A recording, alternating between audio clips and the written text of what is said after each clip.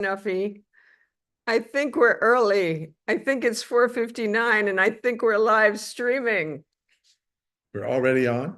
I think we're already on. We're live. You're supposed to give me a warning or something. You're supposed to give me a warning. I accidentally hit go. It's 5 o'clock. We're early. That's like history making.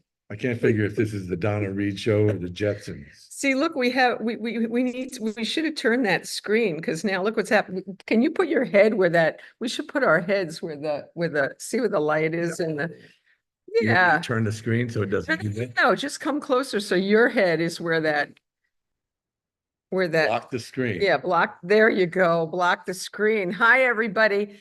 So I don't usually do this while I'm with a guest these days, but I'm going to do it while I'm with Snuffy so I can do some housekeeping. So Snuffy can talk to you guys while I see if you guys are here and I can talk to you. This is a very professional show. Hi, Snuffy. Hi, Vicki. Thank you for doing this. You're welcome. You're welcome. Snuffy's my hero in so many ways, and today in a huge way, because none of this would have happened before or after if it weren't for Snuffy. So if I don't hit mute, I'm going to mute us for a second so that I can see who's here. So hold on. You guys talk amongst yourselves for a second, okay? Okay,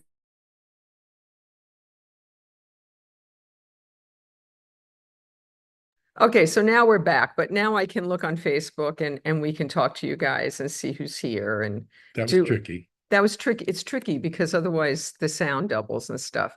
So so it's not telling me oh, there we are. Okay, so I have the Facebook thing that I'm doing it the reverse, that what I want to do. But let's see. Hi, GC. Hi, Tova. Hi, Honey. You know, every time I see Honey's name, I freak out because you think it's your mom. I know, but look how she spells her name Honi. Oh, I like that. I know, it's nice, isn't it? It's sweet. Hi, Linda. Who else is here? Hi, Jan. Hi, Toby. You know, I want to thank you guys and I want to apologize to you guys. I feel terrible that today kind of is going the way it's going, but I never have to apologize for Snuffy because I'm the booby prize. No, you are not a booby prize. You are a wonder. You are a wonderland. Snuffy is my wonderland. He is. And so I feel like I want to address this, but you know, I feel like I should wait until a few more people get here because people aren't used to me being so on. Well, I am punctual on Game Changers days. You're pretty punctual. I'm pretty punctual on Game Changers days. People don't want us, they want Rufus. Rufus is like Rufus was barking about 30 seconds ago and now come here, Roo, say hi to everybody. Oh, there's a Roo. There's a Roo. Say hi to everybody. Oh, he loves you guys. When during shooting the shit, when Snuffy opens the door for, oh, you're getting so much love, Rufus. When Snuffy tells Rufus it's time to go outside to see you guys, yesterday he just ran out there to see you guys. Yes, you happy to see everybody? Yes, he is. We don't need no James Taylor. They got Rufus. James has a Rufus too, actually. His son, yes, Rufus and Henry, they're twins. Look how much love you're getting, Rufus. Okay, well, Rufus is kind of gone. Rufus has had enough of us. Well, so he'll bark in a little bit. So. Yeah, I'm sure he will. Love the matching greens. Yeah, I was going to wear black, but Snuffy put on a green shirt, and I did. Look, we have this horrible. Tell them about our rug, Snuffy. Sorry, our new rug will be here in a week. It will. How much did we pay for this rug? $10. That's right. Where'd we get it, Snuffy? Costco. We got it at Costco. That's right. I like the way you're leading my questions. No, your answers. I'm leading your answers. You're leading the questions as well. I am? Kind of. Okay. That's all right. Well, you know, we're on the fly. We've got nothing prepared for you guys whatsoever. We are totally flying by the flying machine. See, everything is going to lead us back to James, I think, today. Because you've been doing your homework, that's why. Yeah, I have been doing my homework. But you know, how Herman's here. Hi, Herman. Hey, Herman. Herman. You're grateful? Well, that's really sweet. Yes, this is a really nice shirt that Snuffy has. He got it in West Hollywood. I think it was West Hollywood at a really cool store. And hi, Esther. Well, that's really sweet. Thank you all. Thank you, Linda. Hi, Valerie. Hi, Pia. Hey, Linda. I'm saying hi to all of you first, and I just want to thank you all for being so lovely and so supportive, because I know this was really disappointing for everybody, and we're not going to dwell on this. Hi, Leah. Oh, Leah, thank you. That's so lovely. That's because I have a really good filter on the Zoom right now. I do. I have it up to 11. Not quite, but almost. Jimmy Randall, Hey, Jimmy. there's a hole in your shirt. He's pointing Yeah, I it know, out. I know. I was talking about that. That's supposed to be there, believe it or not. There's a hole in the bucket. Somebody said that this could be like Lucy and Ricky and the Honeymooners all rolled into one. I think it was our friend Lauren who suggested that we could go that route today. I just want to really quickly address why we're doing this way today, and then we're just going to move on. And Snuffy was great, and I'm not going to go into the whole story because I told it yesterday, but James was very sweet, and we kind of grabbed him in the green room after his concert at the Hollywood Bowl, and Snuffy was wonderful and sort of middled the deal and said, "Oh, you said you were going to do Vicky's podcast." And Well, originally he asked to do it, so and that's true. He did. He really did, because yeah, we were talking about it, and he said, "Oh, I want to do that." I said Lee had just done it, and Lee was a friend. He said, "I Yeah. want to do it. I want to do your show." And I was like, "Don't toy with me, James." He said, "No, I want to do it." That was a year ago. And that was a year ago, and we didn't have a way to contact him directly. And so this year, when we got to the green room, You gave Vicky his number. Snuffy reminded him, and he said she doesn't have a way to contact you. And so James gave me he took my cell phone, put his mobile number in my cell. How surreal is that? And so I was in touch with him, and he took the date, and I didn't talk about this specific date. It was not confirmed. And on Saturday, he confirmed it. And there was an issue because he and Kim had lost a friend, and they were going to have to go make a long drive tomorrow. So we moved it to today. And the thing was, I didn't go through proper channels because, as you guys know, I don't go through proper channels because I'm not proper, because this isn't that kind of show. I don't make money from this. It's not a well-oiled machine. It's just me talking, like I'm talking to Snuffy today. But you got to watch the camera. But I got to watch You the gotta camera. cheat to the I camera. got to, thank you. I have to cheat to the camera. And so we do match really nice today. And we kind of go with the plant, The which plant's which working is with the plant over we, my we, shoulder. we have two plants going on, and we didn't There's a have, hole in my shirt, Jimmy. you didn't have those plants the last time we did this. Hi, Karen. Who else has joined us? Desk of what? Desk of Faithful? Oh, that's interesting. Desk of Faithful. Hi, okay, Jimmy says, Believe it. hi, Rick. Rick Smolky's here. Hi, Rick. Hi, Patricia.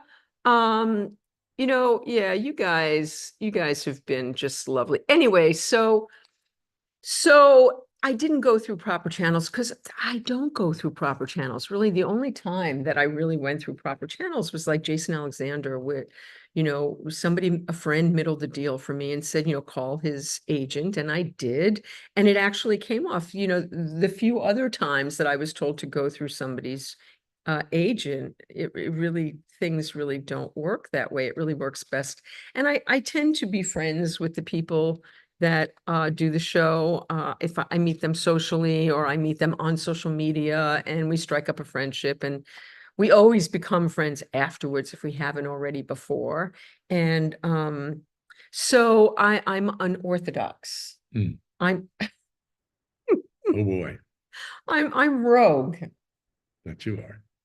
I haven't let you say anything. I don't need to say anything. I'm here for the stage dressing. Oh, look at this. I have a hole, so I can see, I have a hole in my shirt too. We have holes in our shirts. We have moths. We do have I moths. know we have. I only have moths. Snuffy doesn't get moths. Except yesterday you told me that something was a mosquito catcher, and I looked it up online, and that's a fallacy. They don't catch mosquitoes. No, they don't catch They mosquitoes. are They actually, look like, but they're they're called mosquito catchers. but they're actually daddy long legs. Another name for them is daddy long legs. So we were both right. But they're attracted to light, and they go to faces, but they don't sting or bite. Anyway, so I digress here. Who else has joined us? Hi, Mary Ellen, the Saga Green vibe. So somebody got their parties in a twist because you didn't include them. Well, hi from Bangladesh. Wow. Well, welcome, Bangladesh.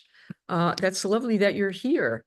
So anyway, so didn't go through proper channels, but I wasn't trying to hide anything, and I wasn't trying to go under the radar, because yesterday when I posted about the show, I tagged. Uh-oh, here we go. Rufus, come here, buddy. Come here, Roo. Come here. Rufus will be doing that periodically throughout the show. The only reason why Rufus doesn't bark during all of my shows is because Snuffy keeps him Keep him locked up. wrangled. He Locked keeps him away. wrangled in his studio Rufus, whenever I do a show. come here, buddy. Come here, Rufus. Come Come here. here. Come be on TV, on internet. Oh, there he is on internet TV. Come on. There he is. There he is. He's a sweet boy, isn't he? Yeah, he's a sweet boy. Except when he's barking. Except when he's barking. So I'm gonna let Snuffy talk in a minute. I'm just gonna I'm Anything to talk about. well, yeah, we're gonna talk about a lot of things. So I don't know what, but we're gonna talk about some things. But so in any case, I did tag James, and I wasn't trying to hide anything, and his people saw it and got into a whole thing right before my show yesterday. And I wrote to James, and I said, I'm sorry if it caused you grief. And he was really lovely. He said, no, great, thanks, no problem. And then, later it turned out that, I guess it was a problem. And they said that he had a conflicting obligation. So he wrote to me, and he said that he's contacting his person, and he was very sorry about this, and that You keep talking to him. okay, Snuffy's going to try and make Rufus happy. I'm sorry, and that that we were going to start over and get this, back on the books. So there you have it. And so now we're going to move on, and we're going to, as Melanie Taylor reminded me of my sponsor's words that I said to her last week on this show. There are only 3 answers to any question. What are they, Snuffy? Yes, not now, something better. That's right. There's no in the universe. There's only yes, not right now, something better. So not right now, something better. But oh, Jack wrote, you've got a friend, you sweet man. Yeah, it's Sam Feldman. Oh no, it's not Sam Feldman, but anyway, Sam Feldman manages James with my girlfriend. oh, huh? Sam Feldman's a co-manager. The co-manager. So I was wrong. Hi, Patricia. Did I say that already? Jack says, I'm so impressed with your acceptance. It's only Tuesday. So thank you for being my friend, Jack. Well, I don't think it's about him doing what he wants. I think I thought I did mirror image on here, but I think it's just about everybody keeping the peace, and so there you have it. So here we have it. So I asked Snuffy if he would come on with me, and there was the choice. So do I go dark and just not have anything here? And that didn't seem like a good option, because you guys are going to tune in and there's going to be nothing on there. No, that didn't seem right. And you don't want to see me, because I do that all the time. And so I thought I'd ask Snuffy to come on, and we could talk to Snuffy, because there are things that I haven't talked to Snuffy about on here. We've talked to Snuffy about his composing. And Jimmy Randall can ask me about my rock and roll days. And so Jimmy can? Yeah. Did he know you then? Oh, yeah. Who's Jimmy? I don't know about Jimmy. Jimmy's bass player, dear old friend. From the 70s. So from Texas? Nope. from Los Angeles. From Los Angeles. Did he play with you? Did you play Nope. together? We were never in a band together. And you're giving me 1-word, 2-word answers. So how do Well, you that's the best I can do. That's, Jimmy? I'm union. I get paid by the word. I'm union too. Jimmy's a great bass player. He was a friend of Timmy Dulane's, who was the second lead singer for Stray Dog after I retired. Mm. You love the home views. Thank you. Yes, you know, and I too, Anita, I've been booking artists for 40 years. And yes, cancellations are a thing that happen all the time, postponements, cancellations, shifting around. So yes, it does happen. Okay. It doesn't do you that often. It doesn't happen on Game Changers very often at No. all. It very rarely has happened actually, because I think it happens less because it's Zoom. But now that I think about it, it really didn't happen very often, even when people used to come to the house. It wasn't something that happened I don't know why that is. Happened occasionally. It was a different time, pre-COVID. It used to happen at Women Who Write once in a while. A celebrity would get a movie or something and have to reschedule, but it did happen a lot. It did happen once in a while, not too often. So we're going to talk about Snuffy's rock and roll days, because I don't know that a lot of you know. Yes, we are, because I don't know that a lot of you know this about him. You know, it's interesting. I'm looking at the numbers and they're actually climbing, and I think it's probably because this is not James Taylor. He's very handsome and he's I got a friend. he's very talented. And but he's not James Taylor. This Snuffy Walden. I don't even know if I said your full name. Doesn't matter. Snuffy Walden, the famous Snuffy Walden. So for those of you who don't know, I don't know that any of you do. I didn't even write any of his credits. I didn't write liner notes that made any sense at all. I didn't write liner notes today, but well, let's talk about you a little bit. You love that. That's your I hate that. I know you hate that, but I'm not a good guest, by the way. I don't do this well. you're actually a wonderful guest. When we very first met, you were a guest on this show, and you were a wonderful guest. Yeah, that was different. I was pretending.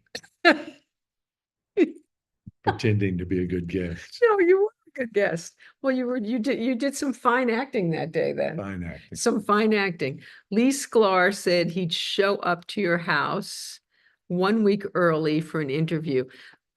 Lee Sklar said he showed up. Oh, he did show up. Yes, he did. And Lee, hi, Eddie. Who else am I seeing? Oh, I'm having a good hair day. Thanks, Patricia. It's a lot better than yesterday. I don't know what was going on yesterday. Lee did show up a week early. I forgot about that.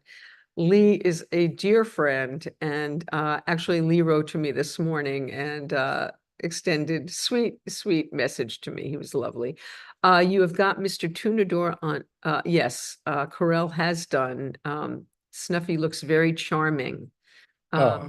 Thanks for filling in. Marcia says he is very charming, actually. So let's Snuffy talk for a while. So Snuffy. Don't let Snuffy talk. Yeah, we want I'm not a Snuffy. talker. You can talk. Okay, I'll talk. Okay, so Snuffy. I was going to say from Texas, not from Texas. Where are you from, Snuffy? Born in Louisiana, raised in Texas. Okay, but when you started playing, why did you start playing? When did you start playing? I started playing when I was about 5, but I played different instruments. I played piano, and then I played trombone, and then baritone, and then when I was 13, I guess I got my first guitar. Why did you play trombone? Because it was in the band, and that was the only instrument that they had. Oh, with the school band? Yeah, school band. Ah, yeah, I played clarinet for that reason. Oh, Yeah, God, no. yeah. Oh, yeah. Awful. Yeah. So were you good at the trombone? No, they switched me to baritone because I wasn't very good. Oh. Tristan, my future son-in-law, would like that. I don't know if he knows that about you. Well, No, he doesn't, I'm sure. so, Not okay. something I talk about. So why did you pick up the guitar? I don't know, just seemed like a thing at the time. It was pre-Beatles. And I guess there was a guy in the apartment building we were in who played electric guitar, played kind of jazzy stuff. Hmm. And as I remember, we kind of thought it was cool. And my brother and I shared a birthday. We had the same birthday, February 13th, 2 years apart. He was 2 years older. And for our birthday, we asked for guitars, and my grandfather got us both electric guitars and an amp. And um, after a couple of weeks, my brother took two strings off and started playing bass. And, we just started playing in a band, just put a band together. And that was pre-Beatles, and then the Beatles hit, and Wait, so when you and your stuff. brother were playing in a band, what kind of, somebody just asked if you know James Pankow in Chicago. James Pankow? I don't think so. Okay. So if it was pre-Beatles, what kind of, Because trombone player you're talking about. I what, think that's what they. what kind of stuff were you guys playing? We were playing everything from long, tall Texan to, just goofy stuff. And we just played whatever's around. We didn't actually play out. We just had a little band that got together in the garage. And then once the Beatles happened and the Stones and the Animals, we were doing a lot of Animals material, and we weren't any good at the Beatles stuff. It was too much harmony. So we didn't play Beatles material. But we just started playing out, and had a local high school band and played sock hops and played at the place called the Tiki Lounge, which was a big Quonset hut made of steel and sounded awful in there. But they booked us, so we'd go play. It's a long time ago. So now, 60. so you were playing Animals? 66, yeah. So years later, Snuffy ended up playing with Eric Burdon. Did you ever tell him that? Yeah, sure. I told him. He didn't care. He didn't care. He's like, everybody played the Animals. Yeah, everybody played the Animals. Okay, so so you're playing this stuff. Are you playing? Did you take lessons? No, Did you read music? no. Okay, this is an important part of this story, because what Snuffy ends up doing, not knowing how to read music, is extraordinarily interesting to me. So you don't take lessons, you don't know how to read music. How do you start playing lead guitar? I don't know. You just copy records. You sit down and play a record over and over again and find the notes somehow. I was listening to the Ventures a lot, and Dwayne Eddy some. I couldn't play Dwayne Eddy, but I was listening to it. So I was listening to a lot of instrumental guitars bands, besides the songs and stuff we were playing of the Animals and stuff. I really wasn't a singer. So my brother handled all that, and I listened for the instrumental music and just got plugged into that. Was never a song guy as much as I was an instrumentalist. The first thing I heard when I listened to a record was the music. And then somewhere, 6 months later, I'd understand, oh, that's what they're singing about. So, okay. So you're playing with your brother, and I imagine you're playing rhythm guitar at the beginning. Well, it was the only guitar. That's the only Doug was guitar. playing Okay. bass, yeah. And I didn't bring over a lozenge over here. I'm gonna start coughing. So I have this phantom cough for like 2 weeks. Weeks.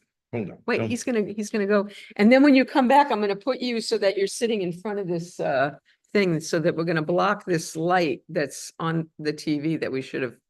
I'm guessing 60 years ago, you were probably making 10 per hour, 20 if lucky. What are you kidding? 10 per hour? Who is making that kind of money? No, thank you, Snuffy. Love the Ventures. What a treat. Thank you both for doing this. Michelle, of course. Hi, Maria. Bob's birthday is 2/13 too. I know the reason I like Snuffy. I'd like to ask Snuffy, what was the hardest part of learning to play the guitar? Boy, I couldn't tell you. I'm still trying to learn. Still working on it. So, all right. So you're playing rhythm guitar, you're playing with your brother, and how does that evolve? We just, between him getting in trouble, we just had a little band that we played with. He got in a lot of trouble. He ended up. What kind of trouble? Oh, just trouble with the school and trouble with the police. And he ended up going to military school. Band kind of broke up when he was at military school. You kind of ended up there eventually too, didn't you? Military for a few weeks. You kind of got in trouble too, didn't I you? got in trouble too, but it was nothing compared to my brother. Ah. My brother Doug was the real rebel. He was the, what do you call him, an outlaw? You'd call me an outlaw because I don't do anything the way Cowboy. they cowboy. Cowboy. My brother was the real cowboy. He ended up going to military school when I was in my sophomore, junior year. I guess I was in my sophomore year. And so the band thing kind of went on hold. And I started listening to soul music about that time, especially when I hit my senior year. I didn't play at all my senior year in high school. How come? And I was drinking beer and going to, I was drinking beer and going to soul clubs, going to see Sam and Dave and bands like that. You didn't play? I didn't play at all. No. I didn't know this before. Yeah. Well, I gave it up for a little while. I was going to be a doctor anyway, so I didn't need to be a Snuffy. Could you imagine going to a doctor, Dr. Snuffy? I don't know if I'd go to a doctor named Dr. Snuffy. I'd have been Dr. Walden. Dr. Walden, but Snuffy anything. I don't know if I'm going to a doctor named Doctor. So you were pre-med? We was pre-med and math. What and math? Oh God. So what changed that? I started working at a strip joint. I started working at a strip joint and had an FM underground radio show. And music just kind of happened to me. It wasn't something I really chose. It just kind of happened. That happened a lot in your life, didn't it? Yeah, it did. I didn't make a lot of choices. I just kind of showed up where the showing was good. It's like our friend Paul says, leave me where you need me, huh? That was kind of always happening to you. That was always happening to me. So good, bad, or indifferent. So but it always ended up pretty good. It ended up fine for me. I mean, my kids wanted to get into music and I tried to talk them out of it. Adam Chester says, I was pre-med in my dreams. Hi, Adam. I did well in school. I did well in school, and math is very musical. So music is very mathical. Mathical. Mathical. That's a new word. Wow. And wait, how is music mathical if you're not reading music? It's mathical even when you're playing it? Yeah, rhythms and yeah, it's all math. Really? Yeah. Maybe that's why I wasn't any good at it. And by the way, I taught myself to play guitar because of Mr. James Taylor, and that is the truth. I wasn't. See, we circle back to that. I knew we would. Everything is going to circle back to James Taylor, and it's so. I don't know if you guys know this, but on James's website, he has this thing where he gives guitar lessons, and you can watch. And they have cameras inside his guitar, which show him, you can see him finger picking from inside his guitar and him fretting and stuff. And it turns out that in Fire and Rain, there was like a G major ninth. And I taught myself to play it, and there was absolutely no G major ninth, nothing when I taught myself how to play it. There was no G major ninth. There was a G. There was a G, yeah. There was an E minor, I believe, maybe, but there was no G. She doesn't play anymore now, No, so I'm sure she's forgotten the G. I think I could find, no, I actually remember where the G is. Really? I do. The note or the chord? The chord. Wow. Yeah, I don't know where the note, what are you kidding? Never seen you pick up one of my guitars. Because I can't. Because you have fingernails. I have fingernails. Okay, so let's go back. So you're pre-med, you're not playing music, then you start playing in strip clubs. Now you're playing in strip clubs. By this time, you have to know how to play lead guitar, I'm assuming. Yeah, because I've been playing for, 4 or 5 years. I've been playing. We even cut a record with the band called The Showman. My grandfather paid for us to go into a studio and record a record, and we released a single on the Udell label. And one side was Baby, Let Me Take You Home, and the other side was Bald Headed Woman by the Kinks, who were doing covers and doing records. Adam is cracking wise over there. He never liked James Taylor anyway. He's been good with G strings for years. Adam's doing stand-up over there in the thread. So you were doing covers and we were doing covers. We released a record. We played a lot of so what kind of stuff did you do on your record? Did you do covers on your record? Covers. We did an animal song and which was an old blues song, I think, old Baby Let Me Take You Home. And then we did a Bald Headed Woman by the Kinks, which was this bizarre record off their first album. And did anything happen with that record? No. No. We sold 10 copies, I'm sure, maybe 10 To your friends. to our friends To your and friends. the couple of gigs we did. We played at one gig where we weren't allowed to stay in the club because we were too young, but we played one gig and the master of ceremonies there, because it was comics and all this kind of stuff, kept trying to sell us drugs out of his little black bags in the back room. Hey kids, you want some speed? We remember that. It was called the 007 Club in Houston. Wow. Okay, so you're doing this, you cut this little record and you're playing with your brother and what happens? Well, he goes on and starts doing a lot of psychedelics and Mm. is playing in bands and I kind of stopped playing for a while. And then I start playing in this strip club. It's a place called the Cellar where they serve fake booze. They didn't have any real booze, but they would serve bourbon flavoring and Coke. And Wait, what does fake booze mean? And why do they serve fake booze? because they didn't have a license to serve booze and they had girls dancing and all this stuff. So you couldn't. People knew they were drinking fake booze? I don't know what they knew. People would, Oh. it was open from 8 at night to 6 in the morning. So people would come in after clubs and rip roaring drunk and they'd buy these ridiculous drinks that had rum flavoring in them or something. But they gave musicians drinks. There was something called a special, which was Everclear and grapefruit juice. What is Everclear? Everclear is It's like 100 proof alcohol? grain alcohol. Oh. And it would light up under the black lights. Those were the days of black lights.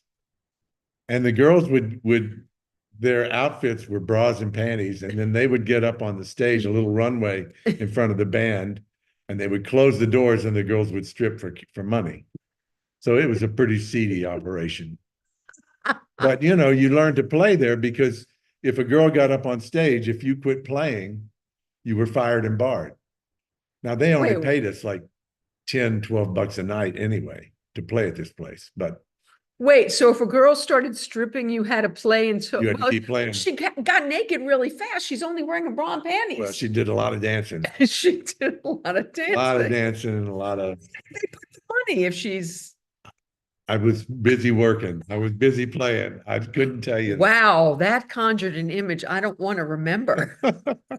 Yikes. But it was just such a seedy bar, and they paid us, I don't know, 10, 12 bucks a night. Yeah, somebody was asking if they paid you $10 an hour. I was like, $10 an hour? What are you, crazy? 10 bucks a night. More like $10 a week. At one point, we were living in a hotel, a motel outside of town, and we would book 2 rooms, and then the second night we'd move everything into one room, so we'd only have to book 1 room the second night. I mean, that's how tight money was. Oh my We God. actually had to put mayonnaise on a string in the back of the toilet so you could keep it cool. I mean, it was pretty awful. Jimmy But, Randall says the Cellar is where you met, by the way. Is the Cellar where we met? That's what he says. See, I was drunk on those specials, so He put you in a was different that in state. Fort Worth, Jimmy? Must have been in Fort Worth. Okay, so you're playing the Cellar, you're playing covers, but you met a lot of people there that are still in your life today, aside from Jimmy, but isn't that where you met Terry and Yeah, Terry and Teresa, and well, not Teresa, not Terry Teresa, and but Tony. Terry, Bronigo, Terry Wilson. yeah, still. We all knew each other from that Houston club scene. And were those guys playing the Cellar too? Not really. Oh. Rabbit from Free and the Who was playing in those Cellar joints. Wow. The Cellars was for the really kind of the low end musicians. Rocky Hill, the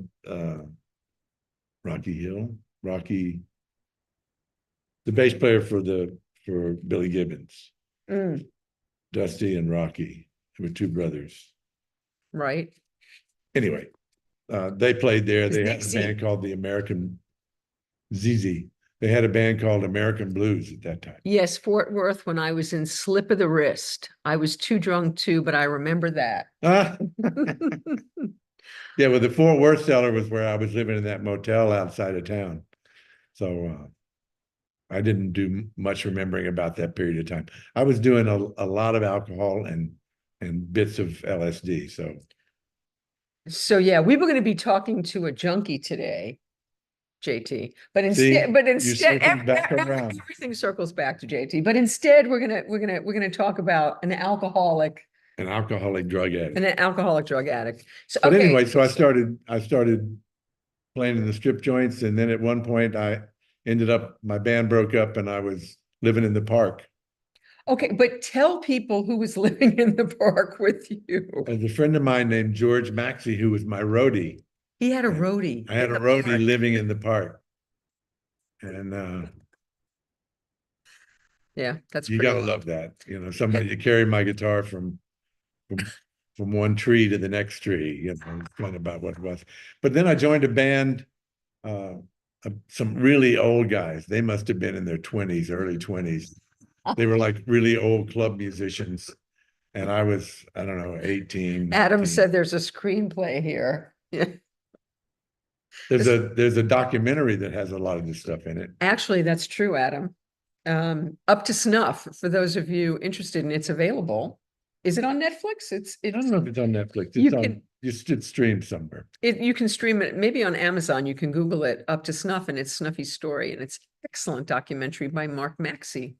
So Not being George Maxey, but Mark Maxey. but right, not the Not the roadie. homeless roadie that was living in the park with Snuffy. Okay, so I joined this band and moved to Memphis, and the band was called the Silver Spoon, and Johnny Winter ended up recording one of our songs, and we kind of had some success there. But you know, basically, I was like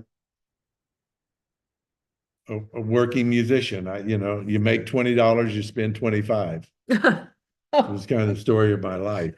And we moved to Memphis, and we had some success there, recorded at American Studios where Elvis used to record. And Wait, before you get off the cellar, Jimmy says, I remember the lights over the stage. That meant keep playing. Red light, there's a fight. Blue light means there's a cop in the building, not on the payroll. that's right. Not on the payroll. And that was was it Jimmy Hill? Must have been Jimmy Hill. That's the name I was trying to remember. Jimmy Hill ran that Fort Worth cellar. And Linda Waring, I know you knew Linda Waring, great Texas drummer. She played up at the cellar too. We all played the cellars. And so I went and got in this band, and we went to Memphis, and we had a little success there, a little local success. And then the band split up, and I came back to Texas. And at that point, I came out my brother was out living in California, living in LA with a recording with his own band. What was the name of his band? Christopher. And I joined that band for a hot second until they got busted because their manager was a drug dealer. These are all sordid tales. None of this is in the document. Zoe? I think so. Yeah, it's all pretty sordid stories, but that's kind of what I was doing. I was just being a musician, going anywhere the guitar led me. So it ends up very quickly leading you someplace very cool. Well, How'd that happen? I went from Fort Worth again. Once we landed back in Fort Worth, I went from there I got hepatitis, and they told me if I stayed playing in the music business, that I'd probably be dead in a year. Wow. So I went to work in a music store, and it lasted about 6 weeks, and I just couldn't stand it. So I joined a band in Colorado called Aphrodite, and went up there. Why'd you go to Colorado? Because that's where they were. I knew a couple of guys in the band. They were a local band out of Fort Worth, and they'd gone up there to kind of get a different crowd. And so I would play with them one day a week and rest in bed 5 days a week. And eventually we got it up to where I would play more and more. And it was a 3-piece that I joined, and it became a 4-piece. And pretty soon the other guitar player got tired of having me around, and he quit and went back to Texas. So then we were a trio again. And at one point during all that, Emerson, Lake and Palmer came into town, and their road crew came down to this little club we were playing at. And they fell in love with the band, and they were going, we're going to take you to England and all that. And we went, yeah, have another drink. No, wait. And how old are you when this is happening? Oh, I was 21, 22, something like that. And after their tour, one of them came back and actually managed us. Two of them came back actually and managed us for a while and got us, you know, sponsorships with amp companies and PA companies and all this stuff. And we did a whole bunch of gigs. Basically, we billed them all as our last gig before our European tour. So we got, you know, a lot more of a crowd and a lot more money, and took all that money and bought tickets and flew to England and went over there to get a record deal. And what year is this? This is 1972 or 3, somewhere late 72, early 73. And we didn't get a deal. We did some recording with at a little place called the Coach House, and which is the little club down on the river, and couldn't get anything together. And finally, we got Greg Lake to agree to take us in the studio for a day. And we went in the studio with Greg Lake, and the recording went slow but okay. And at the end of the day, I hate that. I can't believe I know. We hear that on politics all the time. We make fun of it all the time. At the end of the day. The end of the day. They didn't want the whole band. They were fine to sign me, but they didn't want the whole band because they felt like the drummer was not as fast as everybody else. He got better and better each take, and I got worse and worse. So, because I was just a field player, you know, you got to realize I didn't know how to read music. All I could do is play, you know, from my heart. That's all I had. And so I ended up having a meeting with the band and decided to go ahead and take the deal. And we broke the band up and rebuilt the band with a different drummer. And that was a band called Stray Dog. And we signed Emerson, Lake and Palmer's label and did a world tour with them. As a matter of fact, I almost met Vicki on that tour. This is pretty crazy. So in 1974, the spring of 74, had Snuffy not been a drunk and gotten thrown off the tour, well, had I gone to Madison Square Garden over Christmas break to see Emerson, Lake and Palmer, I would have seen Snuffy, but I didn't. I waited till I got back to college in Tucson, Arizona, and I went to see them in the spring, and Snuffy had gotten kicked off the tour for being a drunk, so I didn't see him then either. But yes, we would have had one of those. We would have had a moment. And knowing me, I probably would have found my way backstage, because I think I actually did. You probably did.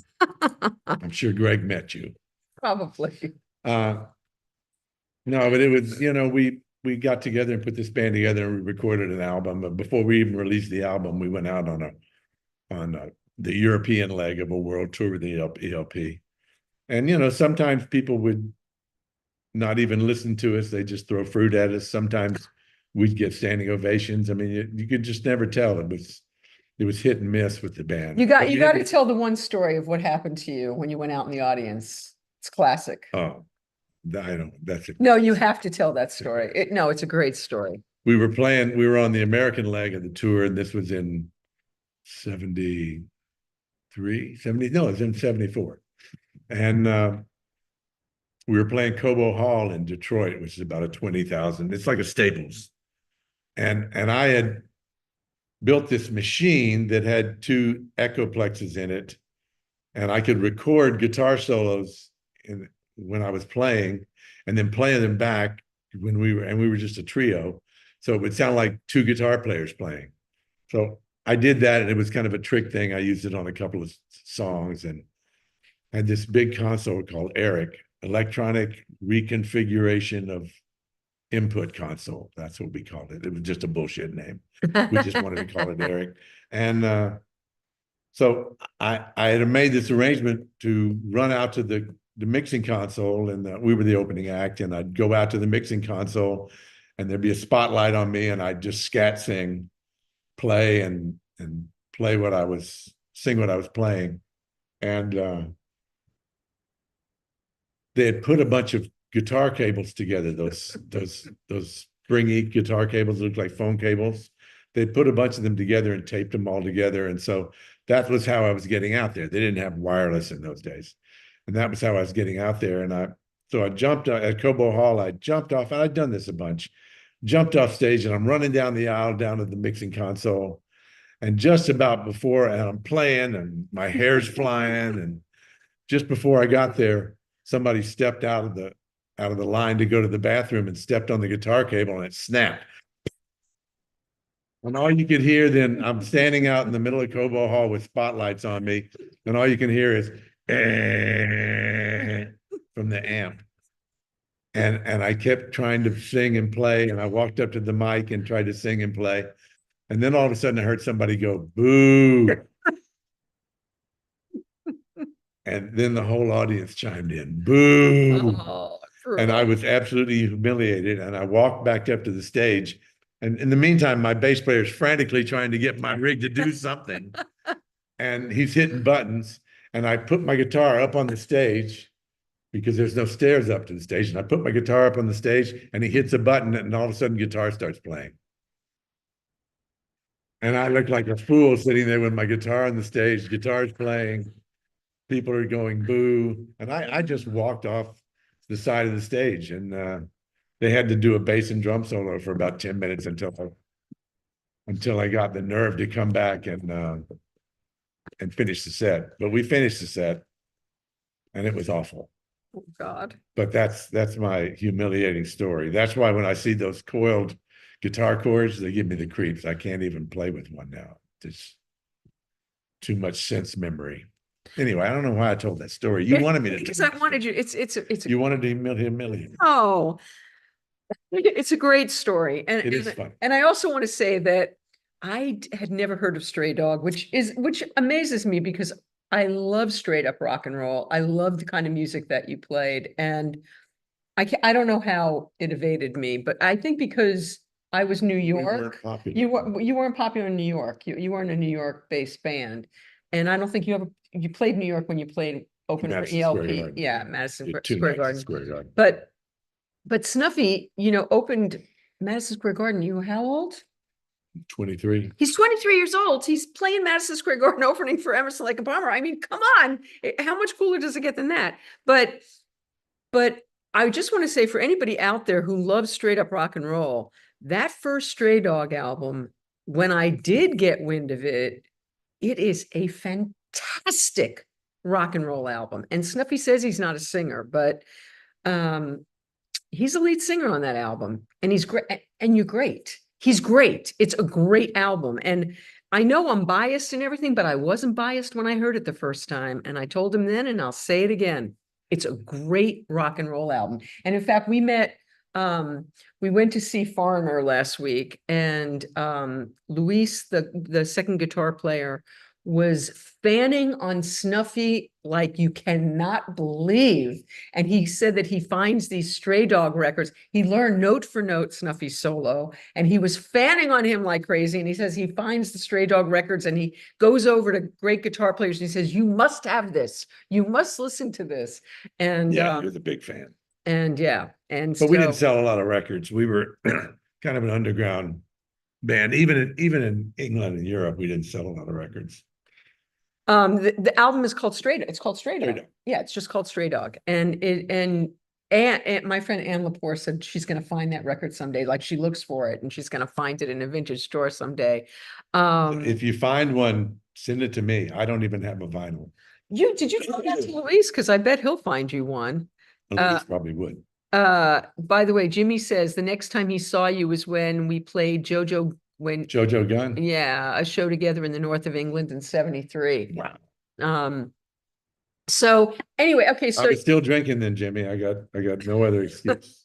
So okay, so you have this kind of massive yet not the potential for massive success and the beginnings of massive success. I drank it away.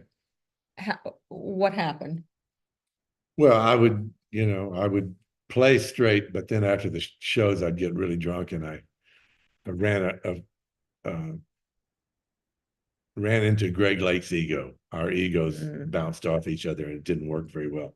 And they finally just kicked me off the tour. So our band, I think Dave Mason or somebody took over for us. I can't remember who did. But so Wow. we went back to Colorado where we got our start, and then we moved to LA. And we still had a record deal, but we didn't know what to do. They were always on me because I wasn't a lead singer like Steve Perry. I didn't have a high voice. And so we hired another guitar player, songwriter, singer, and a keyboard player, and did a second record, which was called While You're Down There. And we won't get into why it's called While You're Down There. It's called that for that exact reason that you're imagining. While You're Down There. And that record, I don't know, it didn't sell well either. Neither one of them really did. We were never very successful that way. We played a lot in LA. We played a lot of venues in LA, and we're really well known around here, but just kind of never broke the scene. At the end, we were out touring with Dave Mason, doing 2 5-piece bands with him. And one day we left El Paso after we'd been over the border that night and gotten a bunch of mezcal and tequila, and we were taking it all. We got on a plane and flew to Detroit. And in Detroit, we had we lost an engine on the plane, and everybody was freaking out, and everybody was drunk. And by the time we got to the gig went really bad, and my whole rig didn't work. And so we had to kind of fake it all the way through. And that night after the show, I went up with my dear friend Mike Finnegan, and we sat in his room and drank Jack Daniels and snorted cocaine. And the rest of the band sat downstairs and drank mezcal and tequila. And I don't remember it, but apparently when I came down there, it got a little nasty, and I woke up in the hospital with my face out to here. And the bass player had thumped me really hard, and I tried to hurt him. And so I ended up coming back to LA just to kind of get well, and it took about a week. And when I called back, I said, listen, I'll be coming back out tomorrow. And they said, basically they had a band meeting. They said, well, if you come out, everybody's quitting. So that's the way my band went, that I was signed to put together. And it was my band originally. And then, so I got fired from my own band. So shit happens. With alcohol. Yeah. Alcohol's kind of a nasty thing. Yeah. It is for me. Anyway, I don't know why we went into that whole Well, thing. because I wanted to talk about your rock and roll days, because they're interesting, and a lot of people don't know that side of your career because they know you as a composer. And if you don't, West Wing, 100 television shows. But anyway, so what happened? So you lose your band, and so That's when I started touring with Eric Burdon. Started touring with Eric. how'd you get the Burdon gig?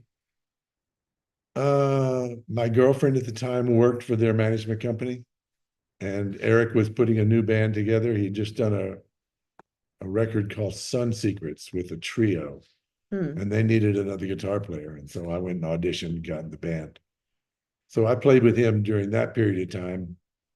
And then I left. I produced a band called the Brooklyn Dreams, and I produced this band and some demos on them, and we got them a record deal at Donna Summer's label. What was it? I can't remember the name of the label. Wasn't Motown, but hooked them up with Donna Summer's label, and so I ended up being their musical director. And the guitar player, singer, and the 3 guys that I produced ended up being married to Donna. So we toured a lot with Donna, and it was kind of a different band. I would go out as a musical director, and we'd use Donna's whole band and her orchestra, and we'd do our set, and then Donna would come out, and then I'd come out and do a song with her. And Casablanca. Casablanca, thank you very much. DC. Thank you. Somebody remembered. But those were those days. And then so I toured with Donna and got a taste of, once again, hanging out with the big artists. Hey, James Morrison. He said he loves hearing this part of your history. Oh, sweet Hey, James. Sweet James. Oh, dear. See, we circled see, back. See, we did it again. So, okay. So you go ahead. So what happens from there? Where Well, was I? Donna Summer, you're touring. Oh, we were Yeah. touring with Donna Summer, and I remember one great story that I have is that one night, I took a lot of Valium in those days for some reason. I'm not sure why, and they made sure I had enough. And one night Donna decided to make she was always taking a movie crew out with her. And one day she decided to make a lesbian Dracula movie, Draculus. Wow. And so they made me up and put a wig on me and made me up as their girlfriend.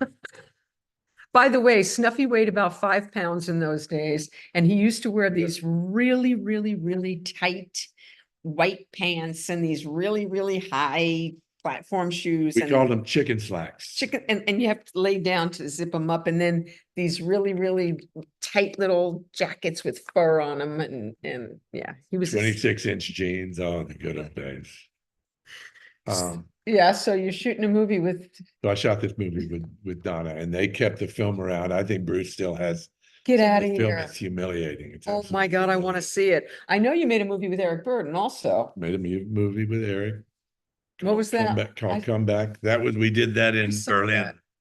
We did that in Berlin. I did a lot of things. I worked with Eric, and then I left and did this band and had a band called the Walden Olsen Band for a while with one of the guys from Rare Earth, and then we produced this group, and then we signed them to Casablanca, and then I ended up back with Eric Burdon again. 1979, 80, something like that. I was old then. I was 29. When did Free happen? Free happened when I was put Stray Dog together. Wow, that was 1973. Snuffy played on Free's last album. How did that happen?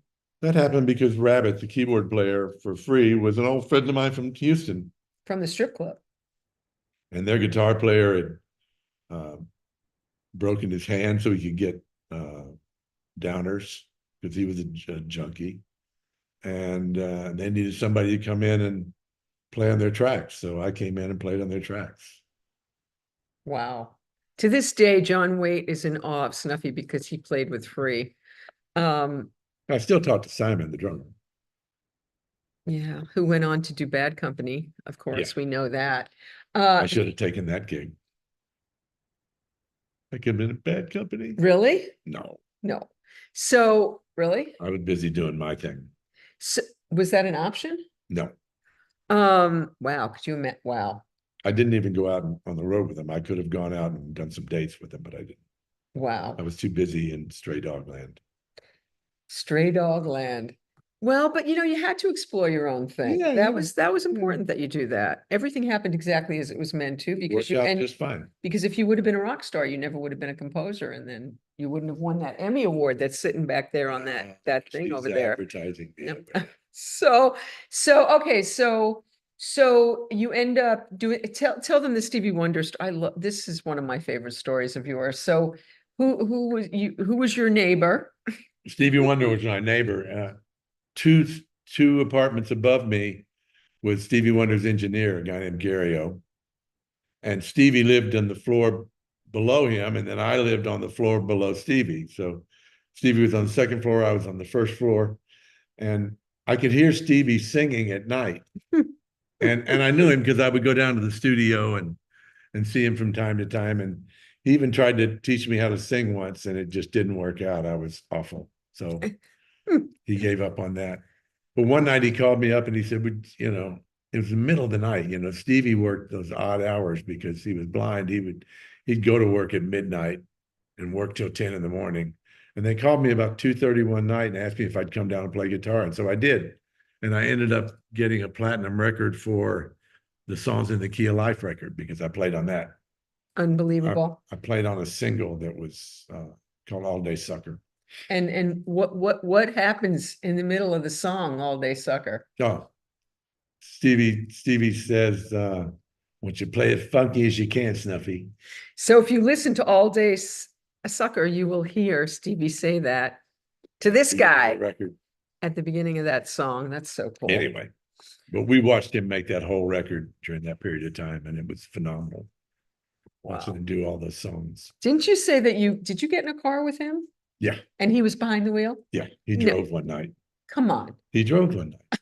They were just telling him it was out at Crystal Studios, and we just went a few blocks, but they'd say, okay, they say, Stevie, okay, pull up the light. Okay, stop, stop, stop, stop. Okay, go right, right. No, no, no, no, not hard right, stop, stop. So Stevie just wanted to drive, And you were willing to get in the car. I was probably drunk. Yeah, I'll get in the car. Ah, But anyway, those were all those days. And then finally I ended up back on tour in 1981 with Eric Burdon. And that was kind of the end of my drinking. It just got worse and worse there. And, if you want to hear that story, you can watch the documentary. It's well documented there. Did you talk about Chaka yet? No, because I was sober when I was working You were with Chaka. sober when you were working with Chaka. Anyway, I got sober in 1982 and quit playing. What can you tell people? Because I was going to ask James this because everything goes back to James. Can you tell people what your bottom was? Yeah, my bottom was I took a car and hit and run 5 parked cars one night in a blackout. And By the way, we don't have a landline, but we have this weird phone in a closet. is it ringing? It's ringing right now. You can't hear that? They're trying to reach me. We don't have a landline, but we have this phone that doesn't do anything, that's in a closet, and it's ringing right now. If I could hear, then I'd be able to tell you that I agree with you, but there's no phone. She's just kidding.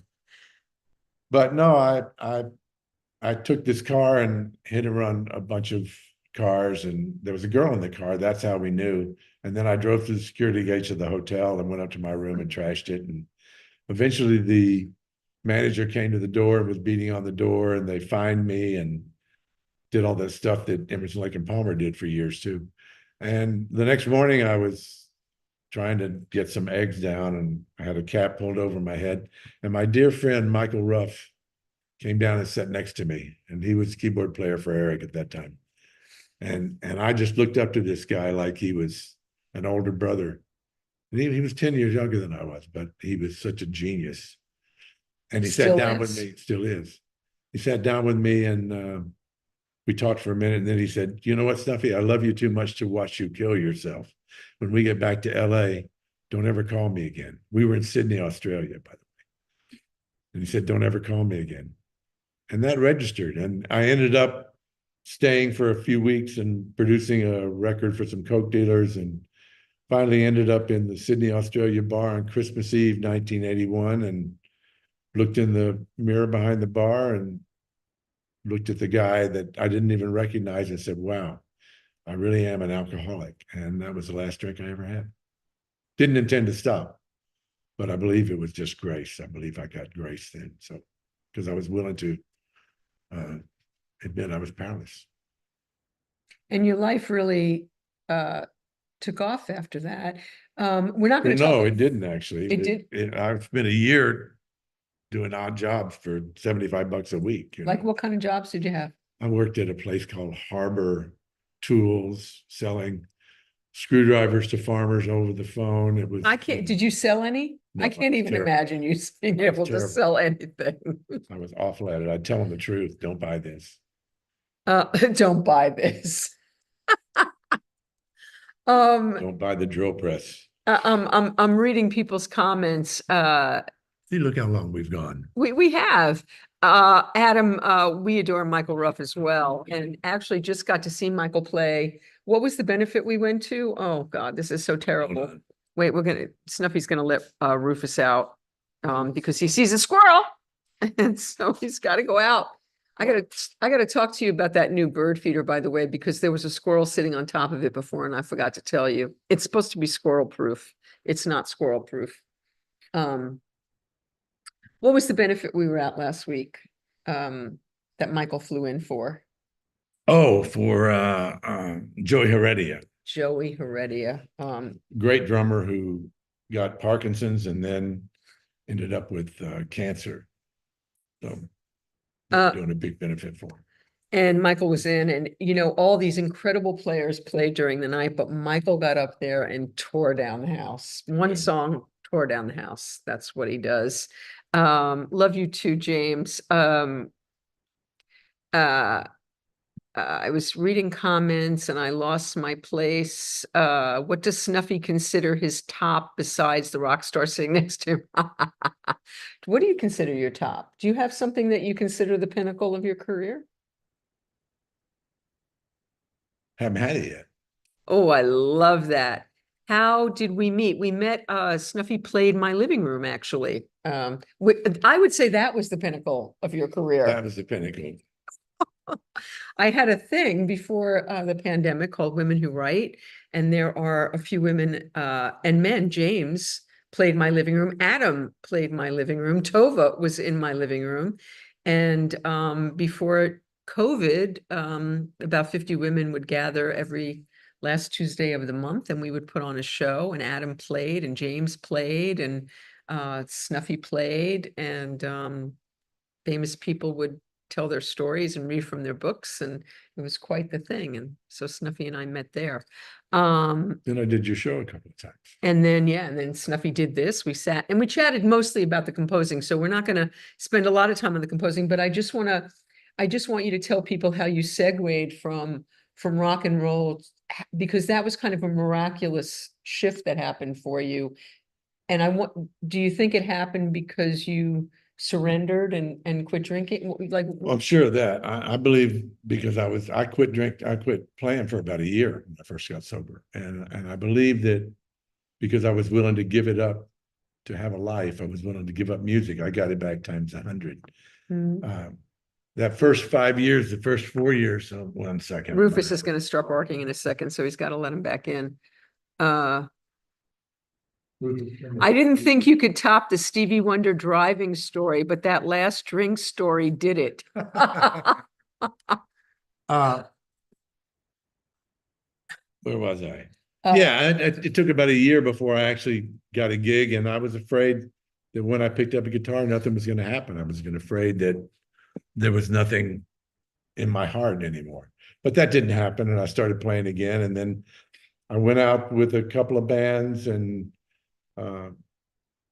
was musical director for a girl named Laura Branigan, and went out with Chaka Khan for a while and toured the Feel For You record, and just, toured with different people, and was playing a lot locally with Michael. Michael and I were playing at a place called At My Place. And on New Year's Eve, 1986, 87, I got approached by an agent to score some guitar and do guitar score. And they said Ry Cooder priced himself out of the business. Was I interested? And I was an out of work musician, and I said, sure, I'll try that. I can do that. And I didn't have a clue what it was, but I spent the next couple of weeks, or a couple of months actually, going up on auditions, and I didn't even have a reel because I had never written any music.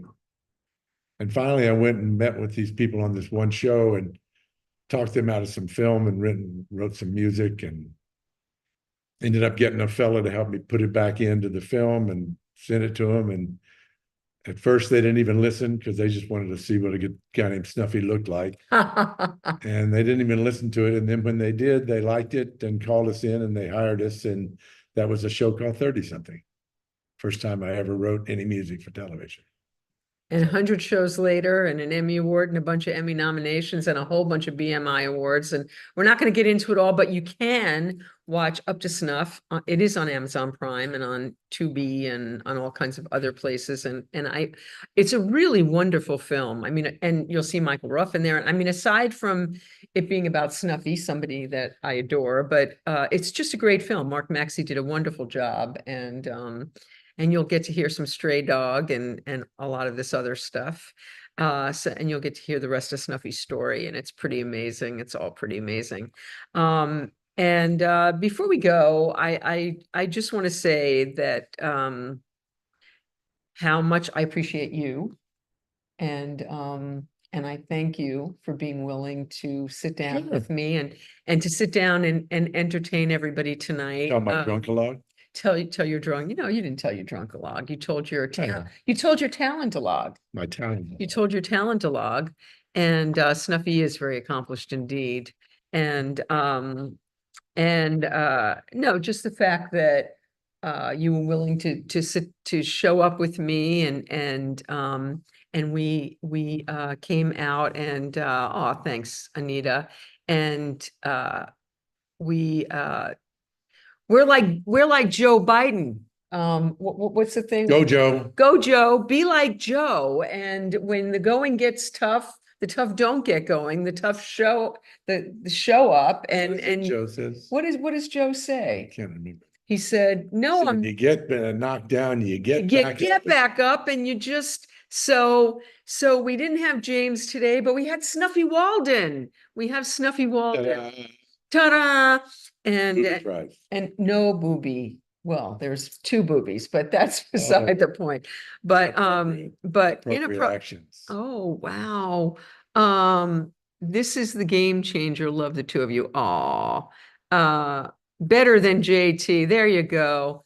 But I really am very grateful. I'm grateful that you got, oh, he was going to kiss me on the cheek. He was going to be chased. No, I'm just letting people see you while I kiss you.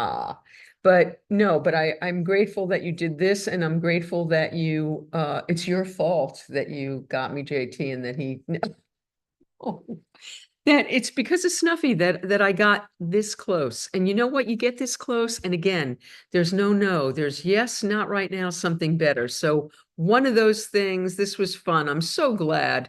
And yes, Snuffy has been incredibly supportive of me in every way, And so what that I canceled a workshop, and so what that I turned down an audition for a Ryan Murphy show. So what? I get to go, we're going to go out to dinner tonight. And where should we go out to dinner? Where should we go out to dinner tonight? We're going to go out to dinner tonight. Deli, sushi, steakhouse. I don't know. We're gonna what are you guys saying here? You and Snuffy have been so interesting. I have always wondered about him, and it was so amazing to hear his story. What a fabulous personality he has, and what an interesting life he has led. Way more interesting than JT. Love you both. Well, I don't know. Somebody said sushi. Sushi. Well, we've turned lemons into lemonade, and mostly that is because, yeah, I canceled an audition. I did, but mostly it's because of you guys, and in all sincerity, the support that you guys have shown me, and the fact that you weren't ragging, and being disappointed and making me feel bad, and you gave me nothing but love, and you've given me nothing but love and support, and my gratitude to you that you always show up. You're always here, whether I'm shooting the shit, game changing, here with Snuffy in our home, talking to somebody fabulous. I'm talking to somebody fabulous. Somebody else fabulous. Talking to somebody else fabulous. And I appreciate you, and I appreciate you. And thank you for joining us in our home tonight. And I will see you guys on Monday to shoot some more shit. And next week on Game Changers, my good friend Peter Onorati is going to be with us. Hot stuff. And thank you again, Snuffy. And thank you guys again. And I'll see you Monday. See you soon, everybody.